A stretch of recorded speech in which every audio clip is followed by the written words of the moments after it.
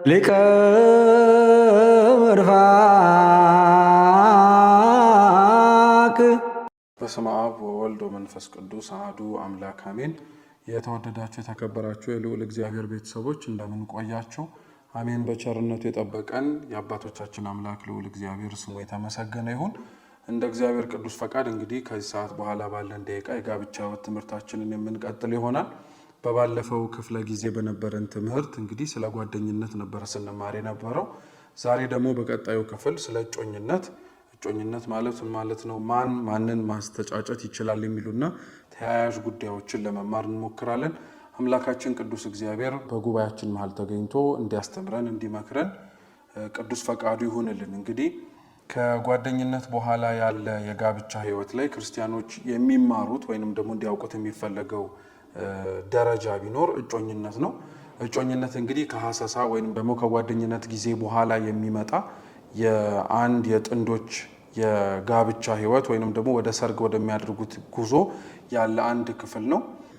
እጮኝነት ቃል በቃል ትርጉሙ ወይንም ደግሞ አቻ የሆነው ትርጓሜው ምንድን ነው ቢባል ቃል መገባባት፣ መስማማት፣ መመራረጥ ተብሎ ሊተረጎም ይችላል።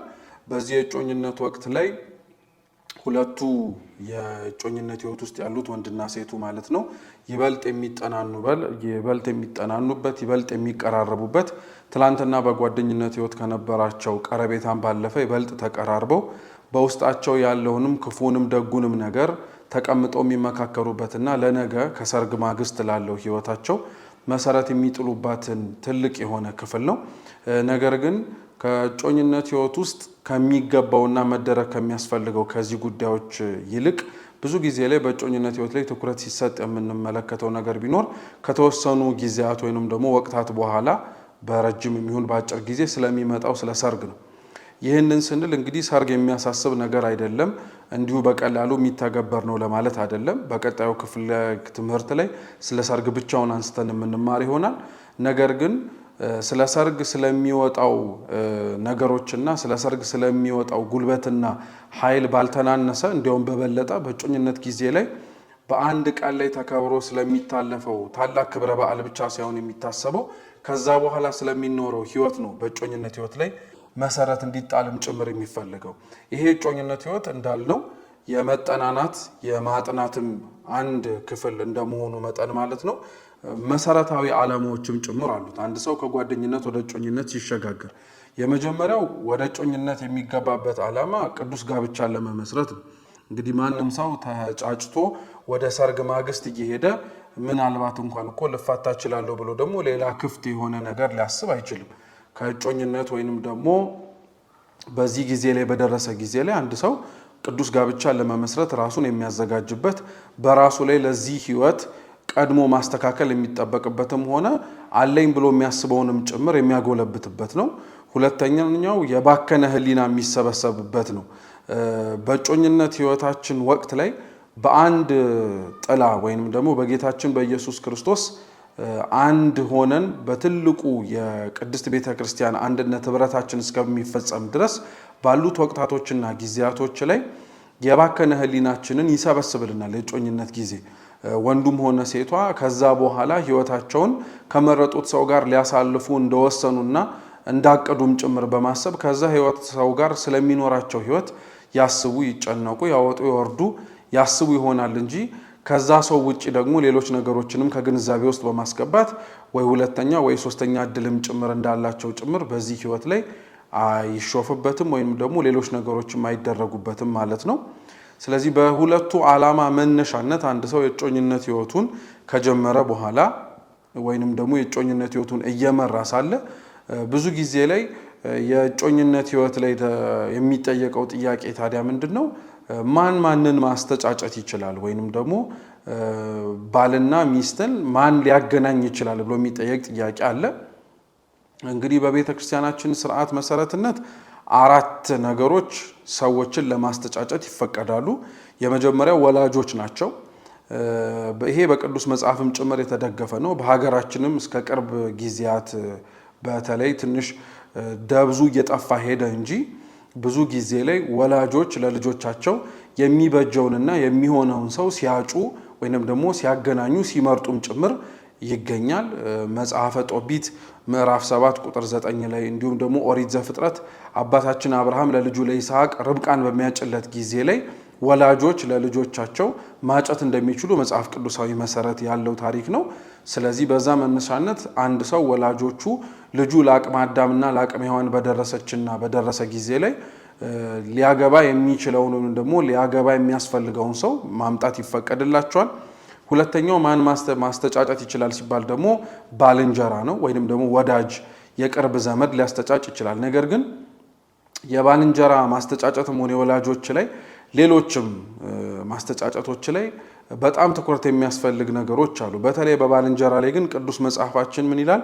አንደኛ ቆሮንቶስ ምዕራፍ 10 ቁጥር 24 ላይ እያንዳንዱ የባልንጀራውን ጥቅም እንጂ አንድስ እንኳ የራሱን ጥቅም አይፈልግ ይላል። እንግዲህ ወላጅ ለልጁ ሰውን አምጥቶ መጋባት አለበት፣ ቅዱስ ጋብቻ ይመስረት ሲል ከፍቅር ውጪ ሌሎች ሐሳቦችና ሌሎች ዓላማዎችም ይዞ ሊመጣ ይችላል። ባልንጀራም እንደዚሁ። ለዛ ነው ቅዱስ ጳውሎስ ማንም ሰው የባልንጀራውን ወይንም ደግሞ እያንዳንዱ የባልንጀራውን ጥቅም እንጂ አንድስ እንኳ የራሱን ጥቅም አይፈልግ አለ። አንድ ሰው ለሌላ ሰው የሚሆነውን ሰው ሲያመጣለትና ሲያቀርብለት ለዛ ሰው የሚሆነውን ነገር አስቦትና አቅዶት ነው እንጂ መሆን ያለበት በእነዚህ ሁለቱ ሰዎች ግንኙነትና መስማማት ውስጥ እሱ ሊያተርፈው የሚችል ነገር ምን እንዳለ በማሰብና ሌላ ከበስተጀርባ የሆነ ውጥን በመኖር አይደለም ማለት ነው። ኦሪት ዘሌዋውያን ምዕራፍ 25 ቁጥር 14 ላይ ደግሞ ሰው ባልንጀራውን አያታል ይላል። ምክንያቱም አንድ ባልንጀራ ለሌላው ሰው አጭቻለሁ ብሎ ይዞ ሲመጣ ያልሆነችውን እንደሆነች ያልሆነውን እንደሆነ የማያደርገውን የማታደርገውን ጭራሽ ያ ሰውዬ ከራሱ አመንጭቶም ሆነ ባስተዳደጉ የሌለበትንም ጭምር እንዲህ አይነት ሰው እኮ ነው ብሎ አንድ ሰው ክቦ ሊያመጣው ይችላል። እና ባልንጀራ ለዛ ነው ማንንም ባልንጀራ ደግሞ ሌላውን አያታል የሆነውንና ያ ሰው ሊደርስበት የሚችለውንም ጭምር ካለው ነገር ላይ በመመርኮዝ ሊናገር ይችላል እንጂ ፍጹም የሌለውን ነገር በማታለልና በውሸት ማቅረብ አይችልም ማለት ነው። ሶስተኛው ብዙ ጊዜ አልተለመደም፣ እንደናገጣለን እንጂ የንስሐ አባቶችም ጭምር ማስተጫጨት ወይንም ደግሞ ማምጣት ይችላሉ ማለት ነው። እንዲያውም ፍትሐ ነገሥታችን አንቀጽ 24 ቁጥር 841 ላይ እንዲህ ይላል፣ ሰው በሌላው ሞግዚት ስር በእርግጥ ካልሆነ ለራሱ ሊያጭ ማለትም ራሱ ማጨት ይችላል ይላል። ያም ባይሆን ግን ራሱ ወይም ደብዳቤ ጽፎ ወይም ሽማግሌ ሊሆነው በሚወድ ሊያጭ ይገባል ይላል። ሽማግሌ የሚለው ቃል ካህናተ ቤተ ክርስቲያንን ወይም ደግሞ ሊቃውንትን ይወክላል። በአንድ ሰው የክርስቲያናዊ ሕይወት ውስጥ ደግሞ ሽማግሌዎች ሆኖ ከሚጠቀሱት አካላት መካከል አንደኛውና ዋነኛው የንስሐ አባቶች ናቸው። ስለዚህ የንስሐ አባቶች ለልጆቻቸውም ጭምር የንስሐ ልጆችን ማምጣት ይችላል እንደሚችሉ ሁሉ የሚያገቡትን ሰው የምታገባውንም ሰው የሰው ሊሆን ይችላል ብለው ደግሞ ማቀራረብ ይችላሉ ማለት ነው። እንግዲህ እነዚህ ሶስቱ ግን በዋነኝነት በሚዛን ላይ ተጥለው ሁሉም ነገር ላይ ግን መልስና ይሁንታ የሚሰጠው ግን በመጨረሻ ራሱ ነው። ለዛ ነው አንድ ሰው ወላጁ ሊያጭለት ይችላል፣ ባልንጀራው ሊያመጣለት ይችላል፣ የነፍስ አባቱም ጭምር ሊመክሩት ይችላሉ። የመጨረሻው ውሳኔ ግን ማንን ማጨት ይችላል በሚለው ውስጥ የሚጣለው ግን በራሱ በግለሰቡ ነው። ስለዚህ ያ ሰው ወላጆቹ አምጥተውለት አክብሮ ቢቀበል ስለመታዘዙ እንዲሁም ደግሞ አምጥተውለት ወላጆቼ ከኔ በላይ እኔን አውቀውኝ ተጨንቆ አምጥተውልኛል ባልንጀራዬም የንስሐ አባቴም ብሎ መቀበል ይችላል። ይሄ መብቱ ነው። በግዴታ መልክ ግን የንስሐ አባቴ ስላመጡልኝ፣ ባልንጀራዬ ቀርቦ ስላመጣልኝ፣ ወላጆቼ ስላመጡልኝ በሚል ግን አንዳንድ ሰዎች ወደ ጋብቻ ይገቡና ከዛ በኋላ ላይ የራሳቸው ፈቃድ ሳይሆን በመቅረቱ ሕይወታቸውን ሲያማርሩ የተቀደሰውን የጋብቻውን ሕይወትንም ጭምር ወዳልሆነ አመለካከትና አረዳድ በመለወጥ የነሱን የተበላሸ ሕይወት ነጸብራቅ በሌሎች ሰዎችም ላይ ጭምር በማሳየት ሌላውም ሰው በዚህ አይነት ሕይወት ውስጥ እንዳይኖር ሊያደርጉ ይችላሉ ማለት ነው። ስለዚህ በእነዚህ በአራቱ መንገድ ወይንም ደግሞ በአራቱ የወላጅ በባልንጀራ በንስሐ አባትና በራስም በግለሰብ ፍላጎት ማጨት ይቻላል ማለት ነው። አንድ ሰው ግን ሲያጭ በእንደዚህ በአራቱ መንገድ ሲሆን ደግሞ ሌላ በዚህ ሕይወት ውስጥ ማሰብ ያለበት ደግሞ የተሳሳቱ የተመተጫጫ መንገዶች እንዳሉም ጭምር ነው። እንግዲህ እውነተኞቹን ከማየታችን በፊት እነዚህን የምናስቀድምበት ምክንያት ምንድን ነው? ብዙ ሰው በእንደዚህ አይነት መንገድ እየተሳሳተና እየተታለለም ጭምር ስለሚወድቅ። የመጀመሪያው የተሳሳቱ የመተጫጫ መንገዶች በይሉኝታ መተጫጨት ነው። በጓደኝነት ወቅትም ይሄንን ክፍል አንስተነዋል። አንድ ሰው ጥያቄው ስለቀረበለት ብቻ ነገር ይሄ እድል ላይገጥመኝ ይችላል፣ ነገ ይህ ሰው ወደኔ መልሶ ላይመጣ ይችላልና በሌሎችም ጭምር እንዴት እምቢለዋለውና እሺ ካላልኩት ወደሚል በይሉኝታ ሐሳቦች ውስጥ በመጠመድ ወደ ጓደኝነት ህይወት ይገባል ብለናልና በጓደኝነት ህይወት ውስጥ ደግሞ ይሄ ሳያቆም ከቀጠለ ይሉኝታው ከቀጠለ ማለት ነው እጮኝነት ውስጥም ሊቀላቀል ይችላል። ስለዚህ አንዳንድ ሰው በይሉኝታ የሚተጫጫለ ማለት ነው እምቢ ከምላት እንዴት አስቀይማታለሁ እንዴት ጠይቆኝ ያሳዝነዋለሁ በሚል ይተጫጫል። ይህ ግን የተሳሳተ ነው። ሁለተኛው የቤተሰቦችን ቃል ለመጠበቅ ነው። እርግጥ ነው ወላጆች የልጆቻቸውን መልካም የሆነውን ነገር በሙሉ ከማሰብና ከማየት አንፃር መልካም የሆኑት ነገሮችንም ጭምር ሊያመጡና ሊያከናውኑ ይችላሉ። ነገር ግን ይሄ ለሁሉም ወላጅ አይሰራም። መቼም የዓለማችን ታሪክ ወደፊትም ሆነ ወደ ኋላ ሆነን ስንመለስ እንደምናየው ለልጆቻቸው ወላጆች የሚያመጡላቸው ሰዎች ሁሉም መልካም ላይሆኑ ይችላሉ። አንዳንዱ መልካም የማይሆነው ወላጅ መልካም ያልሆነ ሰው በማምጣቱ ብቻ ሳይሆን ያ ሰው አስመስሎ መልካም ነኝ ብሎ በመቅረብም ሊሆን ይችላል። ሁለተኛው ግን ወላጆች ራሳቸው ቅድም እንዳልነው የገዛ ጥቅም ሊያገኙት ከሚችሉት ከማንኛውም አይነት ነገር ለመሳተፍ ሲችሉ ያንን ሰው ወይንም ደግሞ ያቺን ሴት ወደ መተጫጨት ህይወት ሊያመጧቸው ይችላል እና ብዙ በሚባል ሰው ደረጃ የቤተሰቡን ቃል ለመጠበቅ ብሎና ፈቅዶ ወደማይሆን ህይወት የገባም አለ። ስለዚህ የቤተሰብን ቃል ማክበር አንድ ነገር ነው። በቤተሰብ ቃል ማክበር ሂደት ውስጥ ደግሞ ይሄንን ቃል ከምሽረው ብሎ ደግሞ ወዳልሆነ መስመር መግባት ደግሞ የተገባ አይደለም ማለት ነው። ሶስተኛው በስሜት መተጫጨት ነው። ልብ ብላችሁ አይታችሁ ከሆነ በሀገራችን የሰርግ ወቅታቶች ተብለው የሚታወቁ አሉ። በተለይ ዘመነ አስተሪዮ የሚባለው ወርሃ ጥር አንደኛው ነው። ሁለተኛው ከአብይ ጾም ማብቃት በኋላ ወይም ከዘመነ ትንሣኤ በኋላ ያሉ የሰርግ ወቅታቶች ናቸውና አንዳንድ ሰው በእነዚያ የሰርግ ወቅታት ላይ በጣም ተደጋጋሚ ሰርጎችን በማየቱ በሰርጎችም ታዳሚ በመሆኑ ድባቡንና ሌሎቹን ነገሮችንም በመመልከትና በማየት የተነሳ በስሜት የሚያጭሰዋል። በጓደኝነት ህይወት ውስጥ ኖሮ ወደ እጮኝነት ህይወት የሚያድግበትን ስንቅ ግን ሳያሟላና ዝግጁ ሳይሆን እገሌና ገሊት ስለተጫጩ እገሌና ገሊት ቀለበት ስላደረጉ ወደዚህ ህይወት ስለገቡ በሚል ብዙ ወጣቶችና በጓደኝነት ህይወት ውስጥ ገና ራሳቸውን ሳያጸኑ ያሉ ሰዎች ወደ እጮኝነትም ሊገቡ ይችላሉ። ለዛ ነው ጠቢቡ ሰሎሞን ምን ይላል? ጥንቃቄ ጠብቀሃል ማስተዋልም ይጋርድሃል ይላል። የጓደኝነትና የእጮኝነት ህይወት ጥንቃቄና በጣም ማስተዋል ያስፈልገዋል። ምክንያቱም የማይሆኑንና ልክ ያልሆኑ ውሳኔዎችን በምንወስንባቸው ቅጽበቶች ውስጥ ነገሌ ሊያመጣብን የሚችላቸው መሰናክሎች በዛው ልክ እየሰፉ ስለሚሄዱ ማለት ነው።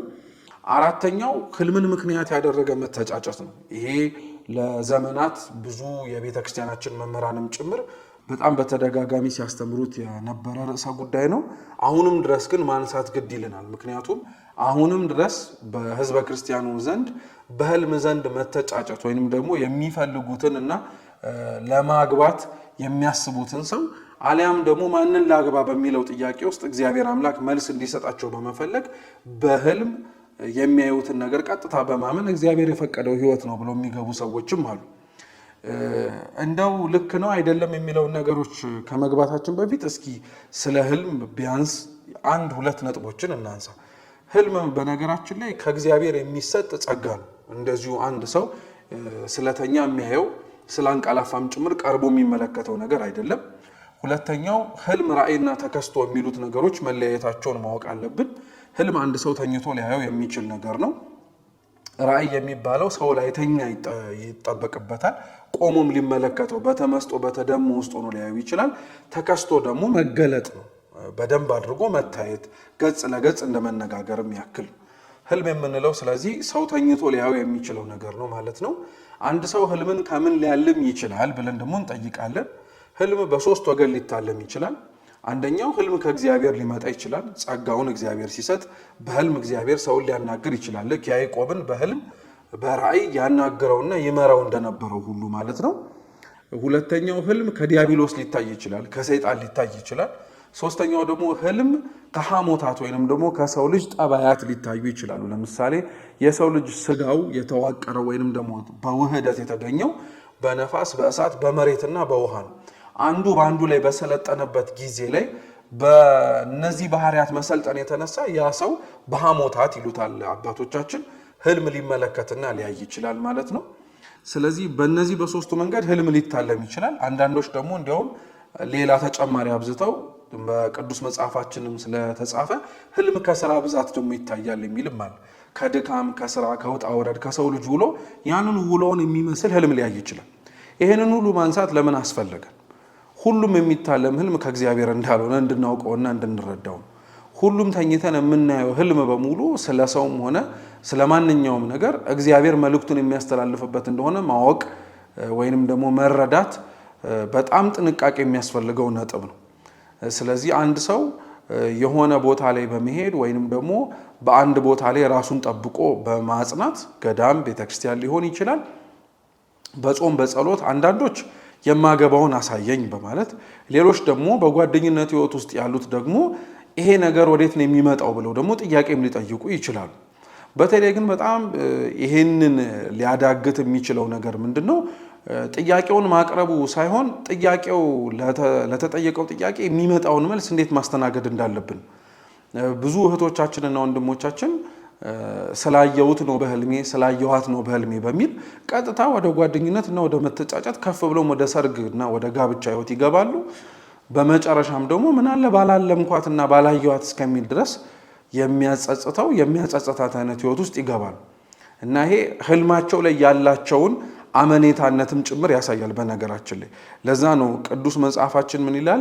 በትንቢተ ኤርምያስ ምዕራፍ 29 ቁጥር 8 ላይ እናንተ የምታልሙትን ህልም አትስሙ ይላል እግዚአብሔር። ይቀጥልና ለእናንተ ማስባትን ሐሳብ እኔ ያውቃታለሁና ይላል። እኛ ለራሳችን ከምናልመው ህልም ይልቅ እግዚአብሔር ለኛ የሚያስብልን ሐሳብ ይበልጣል። ስለዚህ በህልም ምክንያት አንድ ሰው ስላየዋት ነው ስላየውት ነው በሚል መተጫጨት በጣም ጥንቃቄ የሚያስፈልገውና የተሳሳተም ጭምር ነው ተብሎ ቤተክርስቲያናችን የምታስተምረው መንገድ ነው ማለት ነው። ከፍ ሲል ደግሞ እዚሁ በህልም ላይ አንዳንዶች ደግሞ ምን አይነት ሐሳብ ያነሳሉ?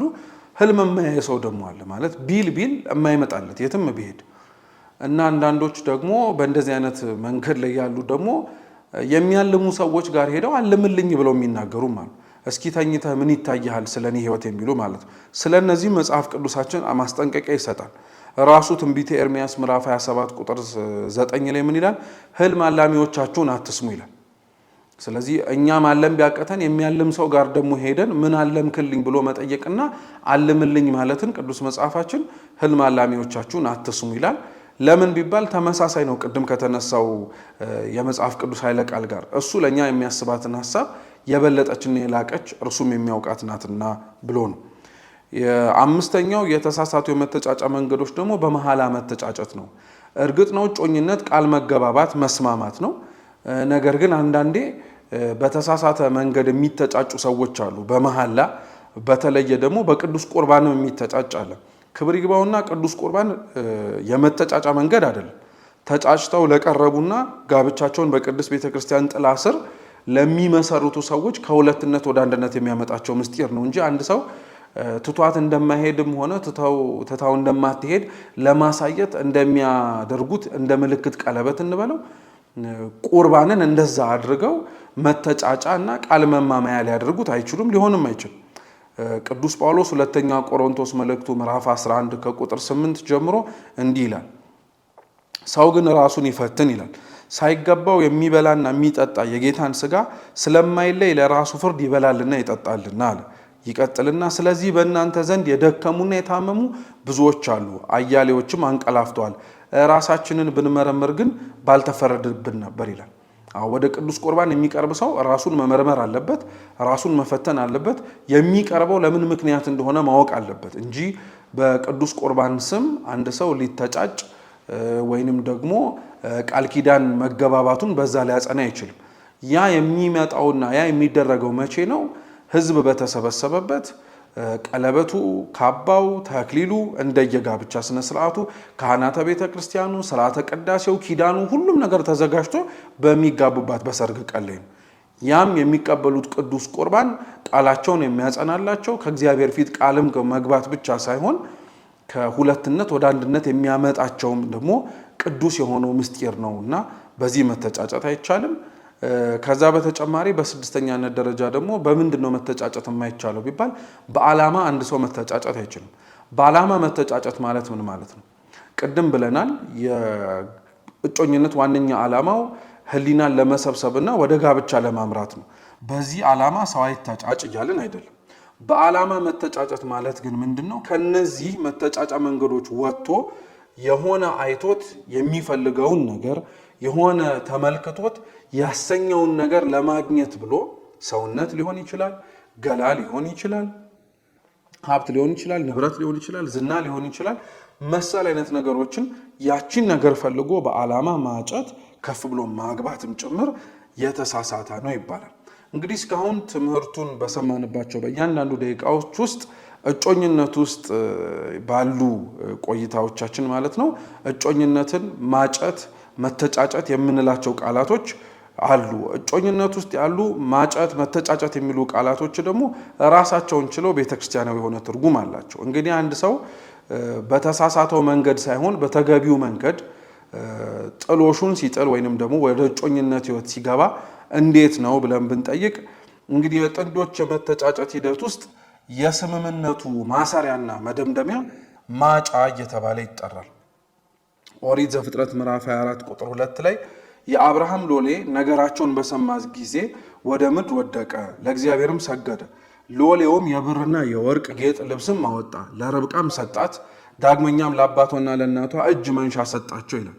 ይሄ የአብርሃም ሎሌ ኢያዕብር አባታችን አብርሃም የእርጅናው ዘመን እየገፋ ልጁ ይስሐቅም እንዳላገባ ባየ ጊዜ ላይ ከነበረበት ሀገር ውስጥ ያሉትን ሴቶች ሳይሆን ራቅ ብለህ የምትመስለውን ሴት ርብቃን ተፈልጋ እንድትመጣለት ባዘዘበት ጊዜ ላይ ኢያዕብር ተነስቶ ከአብርሃም ድንኳን ወደ ርብቃ ሀገር ሲሄድ ብዙ ወርቅ፣ ብዙ ንብረት፣ ብዙ ጌጣጌጥ ይዞ ነበረ። ያንን እንደ ማጫ ወይንም ደግሞ ርብቃ ቃሏን ሰጥታ እሺ የሚለውን ለይስሐቅ ጋብቻ መስማማቷን መልስ ስትሰጥ ኢያዕብር እንዳቀረበላት ስጦታውን ይናገራል። ይሄ ነው የስምምነቱ መደምደሚያ ወይንም ደግሞ የስምምነቱን ማብቂያ የሚያሳየው ማጫ ነው ብለን የምንናገረው።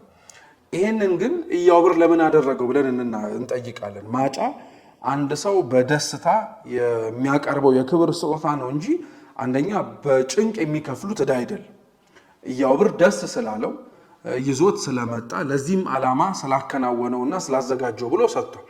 መጽሐፍ ቅዱስ ላይ ግን አንዳንድ በጣም የሚያስጨንቁ ማጫዎች የቀረቡበት አሉ። ለምሳሌ አንደኛ ሳሙኤል ምዕራፍ 18 ላይ የንጉሥ ሳኦል ልጅ ሜልኮል ልበ አምላክ ቅዱስ ዳዊትን ትወደዋለች እና አባቷን በጣም በተደጋጋሚ አጋባኝ ብላ በጠየቀችው ጊዜ ላይ አባቷ ዳዊትን ላለማጋባት ከአንድም ብዙ ጊዜያት ላይ የዳዊትን ክብር በሕዝቡና በእግዚአብሔርም ዘንድ ያለውን ስፍራ ስላወቀ ለዳዊት ሊሆን የማይችል ማጫን አቅርቦለት ነበር። ምን ብሎታል? ወደ ፍልስጤማውያን ከተማ ሄዶ የፍልስጤማውያንን ሸለፈታቸውን ገርዞ የተገረዙትን ስጋ ይዘህልኝና ሜልኮልን አጋባሃለሁ አለ። እርግጥ ነው ዳዊት ይህንን አድርጎታል። ያደረገው በእግዚአብሔርም ኃይልም ጭምር ነው። ፍሬ ነገሩና ዋናው ቅሉ ግን ምንድን ነው? እርሱ ሸለፈታቸውን ይዞ ለመምጣት ሲነሳ እንዲገሉትና የማይሆን ማጫ በመስጠት ውስጥ ዳዊትን ለማስጨነቅ ነበር። ማጫ ግን እንዲህ አይደለም። ለዛ ነው ብዙ ቤተሰብ በቅዱስ ጋብቻ ለመተሳሰር ጥንዶቹ ተስማምተውና ወደዛ ህይወት ለመሻገር ውሳኔያቸውን ባቀረቡ ጊዜ ላይ አንዳንዴ ማጫው በጣም ከፍ እንዲል ማጫው የልጃቸውን ክብር ለማሳየትም ጭምር እንዲመጥን በማድረግ ብዙ ሰው ወዳልሆነ ዕዳ፣ ወዳልሆነ ጭንቀት፣ ወዳልሆነ ሐሳብ አንዳንዴም እንዲያውም ከፍ ሲል ሙሉ ነገሩን ትቶት እኔ ሁሉም ነገር ይቅርብኝ ወደ ማለትም ደረጃ ይደርሳል። ለዛ ነው ማጫ በደስታ የሚሰጡት የክብር ስጦታ ነው እንጂ ሰው እየተጨነቀ እንደሚከፍለው አይነት ዕዳ ሊሆን አይችልም ማለት ነው። ቅድም እንዳልነው የመተጫጨት መሰረቱ ወይንም ደግሞ መነሻ ሐሳቡ መጽሐፍ ቅዱስ ነው። መጽሐፍ ቅዱስን በምንመለከትበት ጊዜ ላይ ደግሞ ሁሌም የሚያጨው ወንድ ልጅ ነው። ወንድ ልጅ ነው የሚያጨው። ሴት ልጅ ትታጫለች።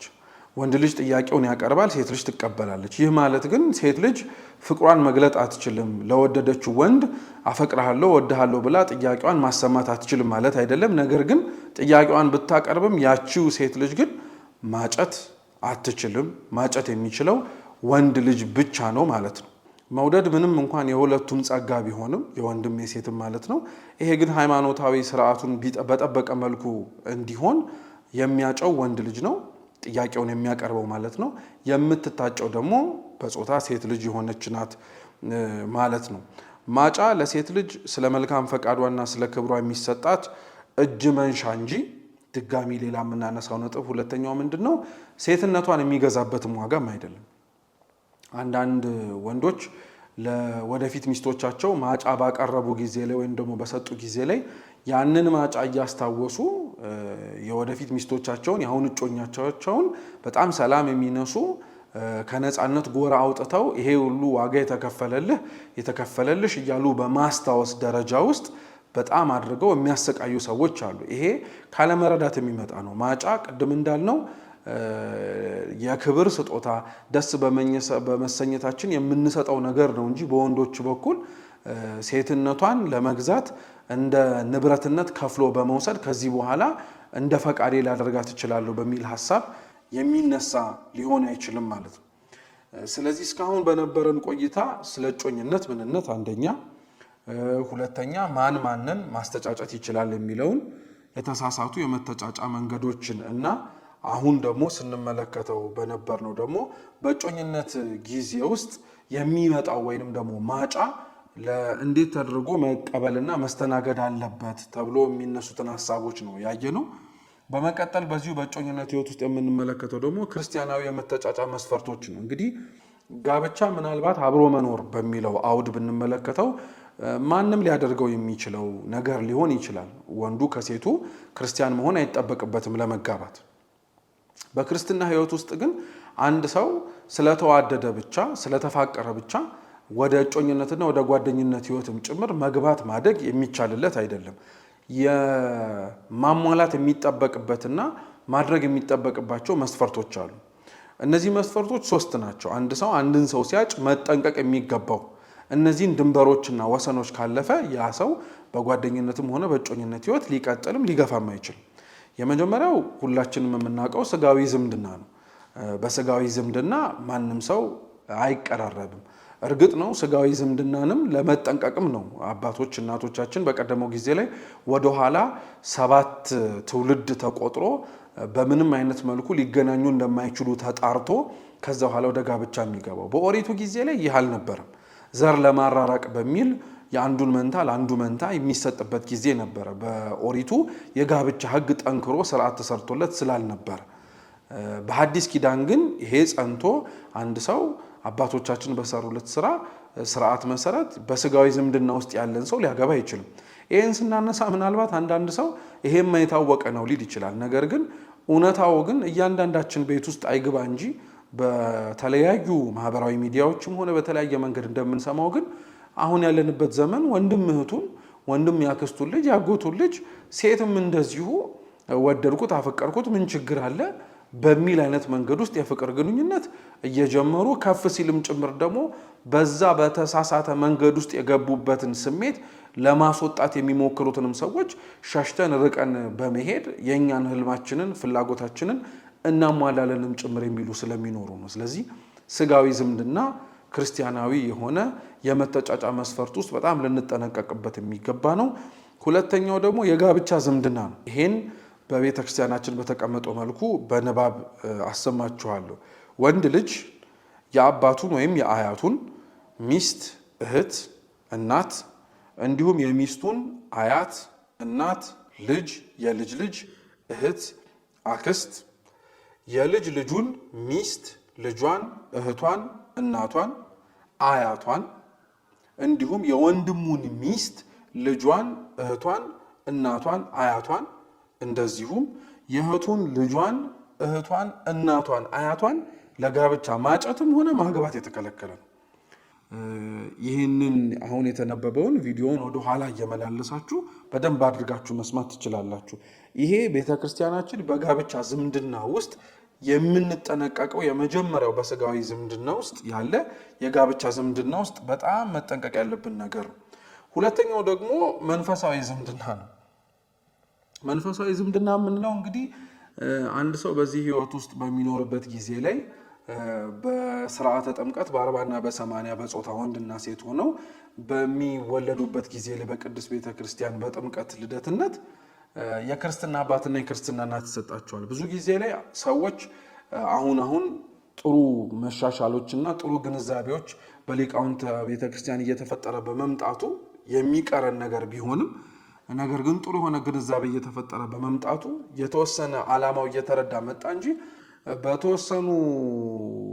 ከተወሰኑ ዓመታት በፊት የክርስትና አባትና የክርስትና እናት ሰው መርጦ ለልጆቹ ያዘጋጅ የነበረው ዝምድናውን ለማጠንከርና ከዛም በኋላ ደግሞ ያለውን የጋብቻ ህይወትን መስመርም ጭምር ለመዘርጋት ነበር።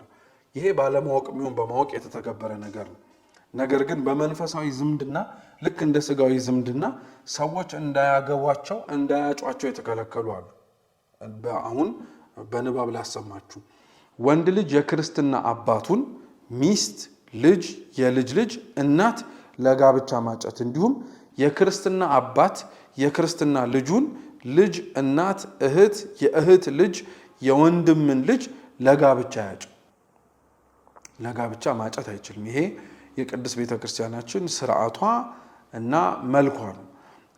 የሚገርማችሁ ደግሞ አሁን ከነዚህ ከሁለቱ በጣም ሀተታ ያለውና በጣም ዝርዝር ጉዳይ ስንጠቅስ ከሰማችሁ የላይኛውን በስጋዊ ዝምድና ውስጥ ያለውን ማለት ነው። ግን ፍትሐ ነገሥታችን አንቀጽ 24 ቁጥር 842 ግን እንዲህ ብሎ ይናገራል። ስጋዊ ዝምድናን ቢያፈርስ አንድ ሰው ቢያፈርስ ተፋተው ቀኖናቸውን ሲፈጽሙ ልክ እንዳልሆነ አምነው ከስተታቸው ሲታረሙ ሌላ ያግቡ ይችላሉ። መንፈሳዊ ዝምድናቸውን ግን ልብ በሉ ቢያፈርሱ ግን ተፋተው ንስሐቸውን ሲፈጽሙ ይመንኩሱ እንጂ ማግባት አይፈቀድላቸውም ነው የሚለው። ስለዚህ ያያችሁት የመንፈሳዊ ዝምድናን ድንበር አልፎ አንድ ሰው ላግባ ልጭ ብሎ ቢነሳ ከስተቱ እንኳን ቢማር መልሶ ማግባትን አይችልም። ቀኖናውን ሲጨርስ ይመንኩስ ብሎ ነው ፍትሐ ነገሥታችን የሚያዘው ማለት ነው። ስለዚህ እነዚህ በሙሉ ስርዓቶች፣ እነዚህ በሙሉ መንገዶች በአንድ የእጮኝነት ህይወት ውስጥ ለመተጫጫ መስፈርቶች ውስጥ ከግንዛቤ ውስጥ መግባት አለባቸው ማለት ነው። ስለዚህ የተሳሳቱ መተጫጫ መንገዶችን ከዘረዘርን በምንተጫጭበት ጊዜም ላይ ደግሞ በምን አይነት መንገድ መጠቀቅ እንዳለብን ካወቅን ታዲያ ክርስቲያን እንዴት ነው ማጨት ያለበት? አጋር የምትሆነውን አጋር የሚሆናትን ሰው ለመምረጥ በሚያስብበትና መርጦም ወደ ጋብቻ በሚያደርግበት ጉዞ ላይ ምንን ከግንዛቤ ውስጥ ማስገባት አለበት ሲባል አንደኛ እውነተኛ ፍቅር ነው። ፍቅር ስሜት እንደመሆኑ የመጀመሪያዎቹ ጊዜያት ላይ ያለው የግለትና የእሳትነት ጊዜ ለሁሉም ሰው ላይዘልቅለትና ላይሄድለት ይችላል እና አንዳንድ ሰው እውነተኛ ፍቅርን የሚለካው በመጀመሪያዎቹ ጊዜያት ላይ ያለው ግለት አብሮ በመቀጠሉ በኋላ ላይ ደግሞ እየደበዘዘ ሲመጣ ያ ፍቅር በመጥፋቱ ነው። ይሄ ልክ አይደለም። እውነተኛ ፍቅር በሆነ ስሜት መጋል፣ በሆነ ስሜት መብረድ የሚገለጥ ሳይሆን በነዛ ስሜቶች ውስጥ ባልተለዋወጠ ማንነት ውስጥ ሁሌም ዋጋ በመክፈል የሚገለጥ ነው። ፍቅር ለሁለቱም የሚሰጥ ጸጋ ነው ብለናል። ወንድ ልጅ ፍቅሩን የሚገልጠው ክርስቶስ ለቤተ ክርስቲያን ፍቅሩን በገለጠበት መንገድ ዋጋ በመክፈልና መስዋዕት በመሆን ነው። ሴት ልጅ ደግሞ በቤተ ክርስቲያን አምሳል ፍቅሯን ለባለቤቷ የምትገልጠው ደግሞ ራሷ እንዲሆን በማድረግ በአምባገነንነት ሳይሆን በፍቅር እንዲመራት በመፍቀድና ያ እንዲመራት የፈቀደችው የምታፈቅረው አካሏ ደግሞ እንዳይጎዳባት በመጠበቅ በመሸሸግ ራሷ ቢጎዳባት ሰውነት አካል በሙሉ ስለሚታመም ጭምር። ስለዚህ እውነተኛ ፍቅር ሊኖራቸው ያስፈልጋል። ሁለተኛ ሃይማኖታዊ አንድነት ነው። እንግዲህ አሁን ላይ በጣም እየቀለሉ ከመጡ ነገሮች መካከል ዋናው ፍቅር ነው በሚል አንድ ሰው በሃይማኖቱ ወይም ደግሞ በእምነቱ የማይመስለውን የሌላ እምነት ተከታይ ሊያፈቅርና አፍቅሮም ደግሞ አጭቶ ካላገባው ሊል ይችላል እና ለዚህ ማስረጃ እንዲሆን በተለያዩ ቦታዎች አንዳንዴ ሀገረሰባዊ የሆኑ ነገሮችን በማንሳት በእንደዚህ አይነት ቦታዎች እኮ በእንዲህ አይነት የተለያየ እምነት ውስጥ ያሉ ሰዎች ተፋቅረው ይኖራሉ፣ ስለዚህ እኔ እንዴት ላላገባ እችላለሁ በሚል ይሄ ኦቨር ፓብሊሳይዝ በማድረግ ወይንም ደግሞ ከልክ በላይ እንደዚህ አይነት ስህተቶችን አጉልቶ የፍቅር መገለጫዎች ናቸው ብሎ በማጉላት ከዛም ባለፈ ደግሞ በምን አለብኝነት ምን ችግር አለው በሚል ስሜት አንድ ሰው በሃይማኖቱ የማይመስለውን ሰው ሊያጭ ይችላል። ያ ማለት ግን ልክ አይደለም። መዋደድን መፋቀርን አይደለም እየጠላን ያለ ነው። ነገር ግን ክርስቲያናዊ የሆነው የጋብቻ ዓላማ በመሬት ላይ ተስማምቶ ተፋቅሮ መኖር ብቻ አይደለም። በላይ በሰማያት የምንኖር ሰው አብረን ተጋግዘን የምንገባበት የእግዚአብሔር መንግስት አለ። በሃይማኖት የማይመስለን ሰው ጋር አንዱ የማንኖርበትና ተጫጭተን የማንሄድበት ምክንያት እናንተ የምታምኑትን እምነት የማያምን ነው። እናንተ ኖርሷልን ብላችሁ የምትጠሩትን የእግዚአብሔር መንግስት ለመውረስ የማያምንም ሆነ የማያስብ ሊሆን ይችላል። ሲቀጥልም ደግሞ የተነሳችሁበትም ዓላማና ግብ ለጋብቻ ተመሳሳይ ሊሆን ይችላል። ስለዚህ ሃይማኖታዊ አንድነት በጣም ትኩረት ይሰጠዋል ቤተክርስቲያን ውስጥ። በሃይማኖት ከማይመስሉን ጋርም ጭምር በጋብቻ እንድንተሳሰርም ጭምር አይፈቀድልንም። ይሄ ሳይታወቅ የተመሰረተ ከሆነ ሳይታወቅ ሳይሆን በእርግጥ ጋብቻው ከተፈጸመ በኋላ ለምሳሌ ሁለት የተለያዩ እምነት ያላቸው ሰዎች በጋብቻ ውስጥ ጸንተው እየኖሩ አንዱ ወደ ክርስትና እምነት ሊመጣ ይችላል።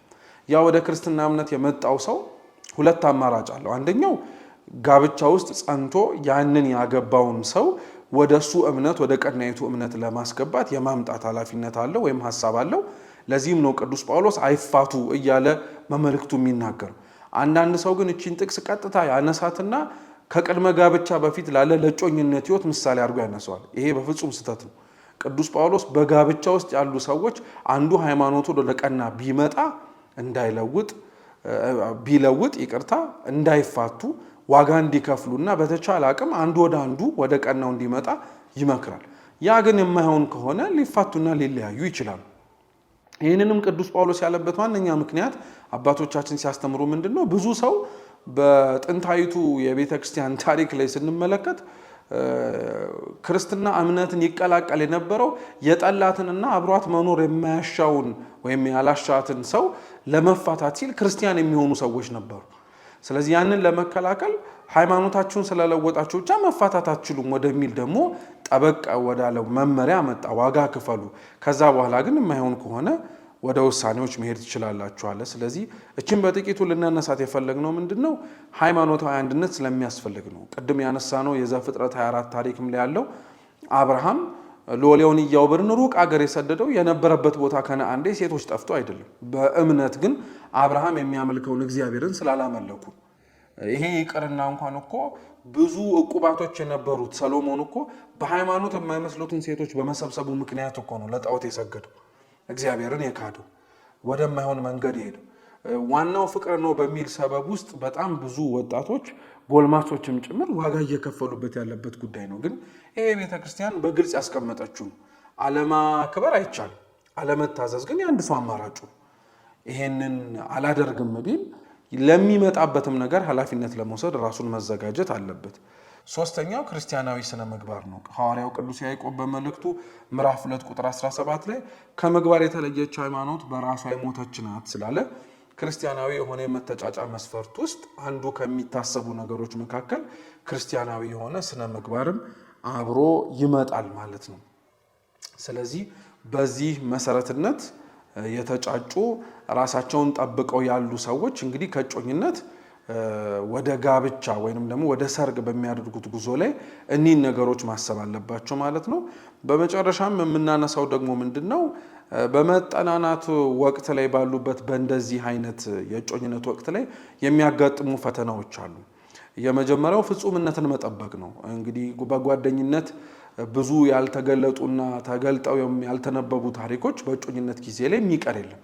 ሁሉም በግልጽ መነጋገር መቻል አለበት እና አንዳንድ ሰው በጮኝነት ጊዜ ላይ ድክመታቸውን ወደ ኋላ የቀሩበትን በጣም ብዙ ነገሮች ስለሚኖሩት አዲስ ሕይወት መረዳዳትና መተጋገዝ እንዲችሉ አንዱ ለአንዱ ሲናገር የጎደለውን ጎዶሎነት አብረን እንሞላዋለን፣ እንተጋገዛለን፣ እናድጋለን ከሚለው ውጪ ፍጹምነትን በመጠበቁ ምክንያት ቅስሙ ተሰብሮ እጮኝነቱን የሚያፈርስ ሰው አለ። ሁለተኛው ድብቅነትና ማስመሰል ነው። በጓደኝነትም በጮኝነትም ከፍ ብሎ ሰርግና ጋብቻ ሕይወትም ደግሞ ተመስርቶም ጭምር አንዳንድ ሰው ማንነቱም ይታወቃል። ይሄ በጣም መጠንቀቅ ያስፈልጋል። ሰው በጮኝነት ሕይወት ውስጥ ላይ ድብቅ መሆን የለበትም፣ ማስመሰልም የለበትም። እሱ ራሱን ማንነቱን ነው ገልጦ ማሳየት ያለበት። ምክንያቱም ይሄ ማንነት ነው ነገ እየተስተካከለ ዛሬ ግን ሀ ተብሎ የሚጀመርበት ሕይወት ውስጥ የሚገባው። ስለዚህ የሌለውን እንዳለው አስመስሎ አሳይቶ የሚጠበቅበትንና ያለውን ደግሞ ደብቆ ቢያመጣ ይሄ የጮኝነት ሕይወት ውስጥ ሊመጣ የሚችል ትልቅ ፈተና ሊሆን ይችላል ማለት ነው። መንፈሳዊ ዝግጅት ሳይኖር መግባት አንዱ በጣም ትልቅ ፈተና ነው። ሁለቱም በራሳቸው ደረጃ ጥሩ የሆነ ክርስቲያናዊ ሕይወት የንስሐ እንደው ከፍ ቢል እንኳን የቅዱስ ቁርባን ሕይወት ቢኖራቸው የተመከረ ነው። ይሄ እንኳን ባይደርሱ በጾም በጸሎት በስግደት በመጽዋት በንስሐ እየተመላለሱ ራሳቸውን ወደ ትልቁ ወደ ቅዱስ ቁርባን ሕይወት ሊያቀርቡ የሚችሉ ዝግጅቶችን ማሟላት አለባቸው። መንፈሳዊ ሕይወትን ማዳበር እግዚአብሔርን መጠበቅም ጭምር ብዙ ሰው ትኩረት ሳይሰጠው ከዛ በኋላ ገብቶበት ሊመጣ የሚችል አንድ ፈተና ስለሆነ ይሄንንም መጠንቀቅና መጠበቅ መቻል አለብን ማለት ነው። ሌላው ብዙ የእጮኝነት ሕይወቶችን የሚፈትነው ደግሞ ፍትወተ ሥጋ ነው። በጓደኝነት ሕይወትም ላይ አንስተነዋል። የምንጋባ ከሆነ በጓደኝነት ሕይወት ላይ የምንዘልቅ ከሆነ አብረን ብናድር ምን ችግር አለው የሚለው ሐሳብ እጮኝነት ላይ ደግሞ በጣም እየጋለ ነው የሚመጣው። ምክንያቱም ለሰርግ ማግስት ላይ ነው ያሉት እነዚህ ጥንዶች። ስለዚህ ክብራቸውን እስከዚህ ከጠበቁ ከዚህም በኋላ ደግሞ ያላቸውን ክብር አንዱ ለአንዱ አሳልፈው ለመስጠት እንደተስማሙ በወሰኑ ጊዜ ላይ ነገሮች እንደተቋጩና እንዳበቃላቸው በማሰብ ሰርጉ ሳይደርስ ምንም ችግር የለውም ብለው በፍትወተ ሥጋ የሚሸነፉ አሉና ይሄ በጣም ጥንቃቄ የሚያሻው ነገር ነው። ማንም ሰው በእጮኝነት ሕይወቱ ላይ ለዛ ነው በተቻለ አቅም ከቤታቸው እስከ ሰርጋቸው ወቅት ድረስ ላይ ተለይተው ሲገናኙ ፍትወተ ሥጋቸው ሊቀሰቅስ ከሚችሉ መሰል አይነት ነገሮች ራሳቸውን ጠብቀው እንዲኖሩ የሚመከረው። በዚህ ወቅት ላይ ሌላው መጠንቀቅ ያለብን የቤተሰብ ጣልቃ ገብነትን ነው። ቅድም እጃቸው ይገባል ያልነው ቤተሰቦቻችን ምናልባት አሁንም ጣልቃ ሊገቡ ይችላሉ። አይሆንህም አይሆንሽም የሚለውን ሐሳብ ሊያንጸባርቁ ይችላሉ። የሚያገኙትን ጥቅምና በዓላማ አድርገውት ደግሞ ከሆነ ያ ለሚጎልባቸው ከሆነ ያንን ለማስፈጸም የሚሞክሩ አሉ።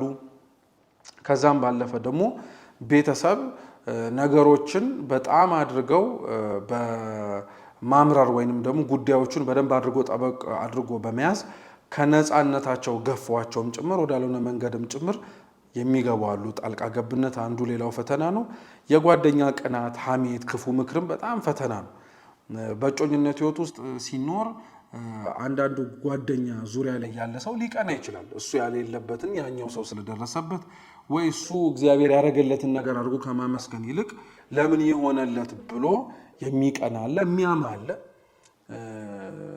ጥምረታቸውን፣ አንድነታቸውን፣ ጉዟቸውን የማይፈልግ ማለት ነው። ክፉ ምክር የሚመክርም አለ፣ አንዱን ከአንዱ ለማጣላትና ያጀሰቡትን ሕይወት ፍጻሜውን ላለማግኘት ማለት ነው። ሌላው ማህበራዊ ድህረ ገጾችን በጣም ፈታኝ ናቸው። በተለይ እጮኛሞቹ ሊኖሩት የሚችሉት የራሳቸውን ኑሮ ነው እንጂ በማህበራዊ ድህረ ገጾች ላይ የሚያዩዋቸውን ሰዎች በአንድም ይሁን በሌላ መንገድ የሚያሳዩቸውን ሕይወቶች አይደለም እና ብዙ ሰው በተለያዩ ፊልሞችና በተለያዩ መሰል ማህበራዊ ድህረ ገጾች ላይ የሚያያቸውን ማንኛውም አይነት ነገሮች ወይም ከጓደኛውም ሊሆን ይችላል ሰምቶ የሚያየውን ምክር እንደ ራሱ ግብአት አድርጎ ወስዶ ከመኖር ይልቅ ራሱን ፎቶኮፒ አድርጎ ለመኖር በሚሞክርበት ጊዜ ላይ አለመግባባቶች፣ ጠቦች እንዲሁም ደግሞ ከፍ ወደ ዓለም ደግሞ ሌሎች ችግሮችም ሊመጣ ይችላል ማለት ነው። ይህን ትምህርት የምንዘጋበት የመጨረሻው ሐሳባችን ደግሞ ምንድነው? የእጮኝነት ጊዜ ቆይታው እስከ መች ጊዜ ነው የሚለው ነው። እንግዲህ የእጮኝነት ጊዜ ቢበዛ ከ2 ዓመት እንዲበልጥ አይፈለግም። ሩቅ አገር ከሄደ 3 ዓመት፣ መታመም፣ ወንጀል ክፉ ስራ ቢደረግ ማለት ነው። ዕዳ በታወቀ ምክንያት ደግሞ ከሆነ 4 ዓመት ሊደርስ ይችላል ይላል ፍትሐ ነገሥታችን አንቀጽ 24 ቁጥር 873። ከዚህ በላይ ግን እንዲያልፍ አይመከርም። ለምን? ፈተናዎቹ እድሜያቸው የእጮኝነት ጊዜያቸው በረዘመ ቁጥር ይበልጥ አድርገው ሊጨምሩ ስለሚችሉ ነው እንጂ ይበልጥ ላለመተዋወቅ ላለመጠናናት አይደለም። እንደዛ እንኳን ብለን ብናስበው በነገራችን ላይ ከጓደኝነት በእጮኝነት ግልጽነት ቢኖርም በእጮኝነት ወቅት ላይ አንድን ሰው ሙሉ በሙሉ በምልአት አውቀዋለሁ ጠንቅቄ ተረድቻለሁ ሊባል አይችልም። ሰው ተጋብቶም እንኳን እየተዋወቀ እየተግባባ ያሉትን ነገሮችም ጭምር አብሮ በመኖር ውስጥ እያሳደገ የሚመጣ ስለሆነ ማለት ነው። ከነዚህ ጊዜያት ውጭ ግን ካለፈ አንዱ የእጮኝነት ጊዜውን አቋርጦ ወደ ሌሎች አማራጮች ወይንም ደግሞ ወደ ሌላ ህይወት መስመርና አቅጣጫ መግባት ይችላል ማለት ነው። ዛሬ በነበረን ቆይታ እንግዲህ ያየነው የእጮኝነት ህይወትን ነው በጣም ባጭሩ። በቀጣይ በሚኖረን ክፍለ ጊዜ ላይ ደግሞ እነዚህ ጥንዶች ከእጮኝነት ቀጥሎ የሚኖራቸውን የሰርግ ህይወታቸውን ወይም የሰርጉን መርሃ ግብር ደግሞ በተወሰነ መልኩ ለማየት እንሞክራለን። አምላካችን ቅዱስ እግዚአብሔር የሰማነውን በልቡናችን ሰሌዳ ይጻፍልን። ወስብሐት ለእግዚአብሔር።